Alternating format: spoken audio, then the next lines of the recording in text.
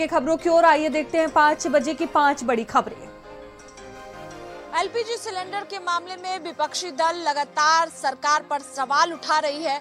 विपक्षी दलों की मांग है कि सरकार को साफ तौर पर इस पर लोगों को जवाब देना चाहिए, क्योंकि आम जनता परेशान है। दरअसल इजराइल ईरान युद्ध के बीच जिस तरह से अलग अलग प्रदेशों से तस्वीरें सामने आ रही है, एजेंसियों से जो तस्वीरें सामने आ रही है, लोगों के जो बयान सामने आ रहे हैं, ढाबा रेस्टोरेंट की बात की जाए वहां से जिस तरह से तस्वीरें सामने आ रही है, उसको लेकर विपक्षी दल सरकार पर सवाल उठा रही है। राहुल गांधी द्वारा सवाल उठाया जा रहा है। अखिलेश यादव लगातार सरकार को टारगेट कर रहे हैं। विदेश नीति को लेकर खास तौर पर विपक्षी दल सवाल उठा रहे हैं। एक तरफ प्रधानमंत्री नरेंद्र मोदी ने कहा कि अफवाहों पर ध्यान ना दे, कोई कमी नहीं है, सरकार की ओर से लगातार इस बात पर जोर दिया जा रहा है। लेकिन दूसरी तरफ विपक्षी दल सरकार को घेरने में जुटी हुई है। आज सुबह मकर द्वार पर एकजुट होकर तमाम सांसदों ने विरोध जताया। प्रधानमंत्री नरेंद्र मोदी के खिलाफ नारेबाजी की गई। विपक्षी दल ये मांग कर रही हैं कि सरकार को जवाब लोगों को देना चाहिए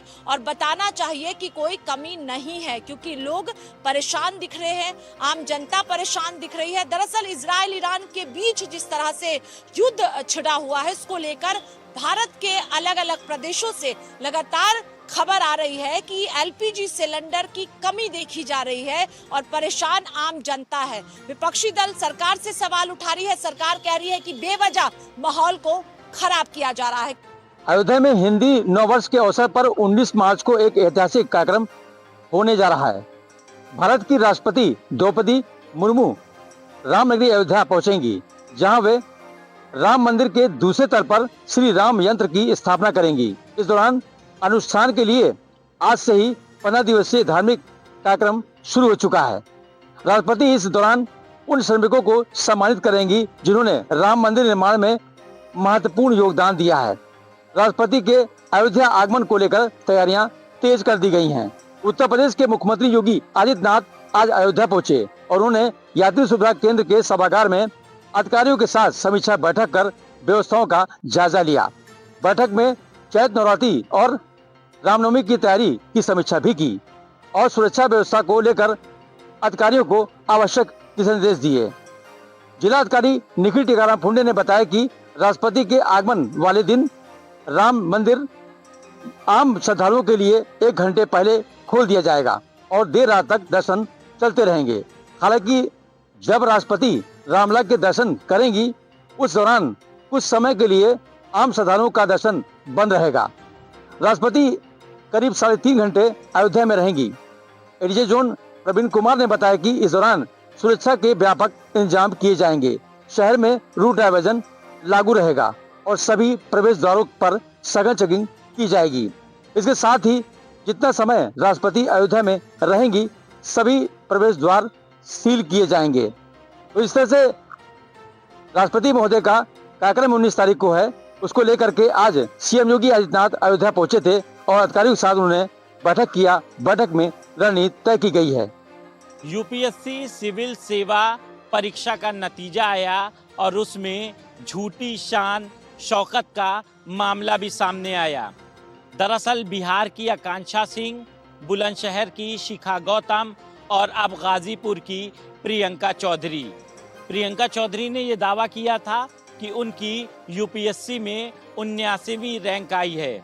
लेकिन जब जांच पड़ताल हुई तो ये सामने आया कि हिमाचल की जो प्रियंका हैं, असल में उनकी 79वीं रैंक आई है।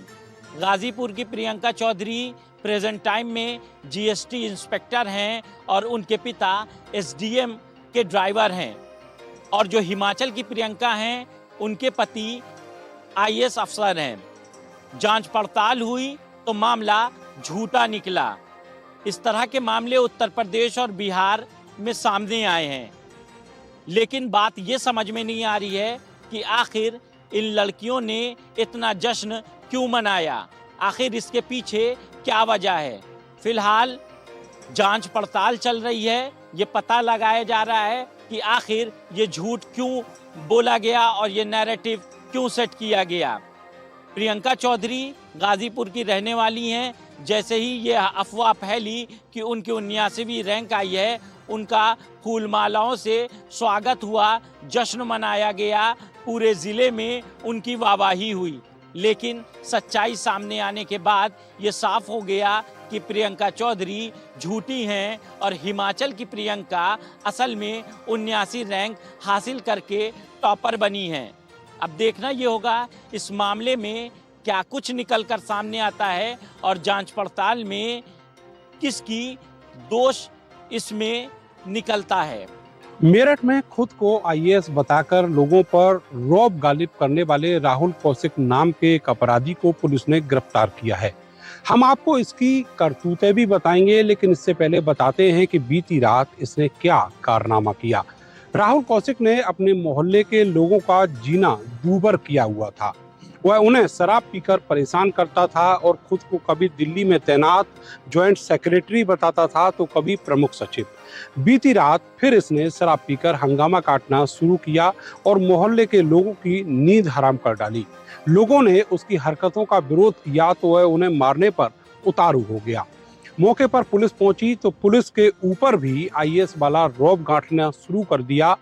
उसने पुलिस को बताया कि वह 2008 बैच का आईएएस अफसर है। माहौल खराब होता देख पुलिस इसे गिरफ्तार करके थाने ले आई और इसके खिलाफ केस दर्ज किया। पुलिस इसके घर के बाहर लगी हुई प्रमुख सचिव वाली नेम प्लेट भी उखाड़कर थाने ले आई। राहुल कौशिक का इतिहास खंगालने पर इसके खिलाफ मेरठ में ही 2 मुकदमे दर्ज मिले हैं।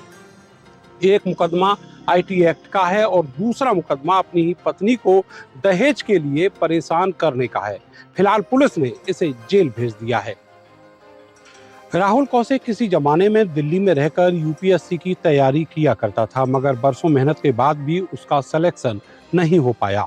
उसने फिर यूपीएससी के अभ्यर्थियों को पढ़ाना शुरू कर दिया।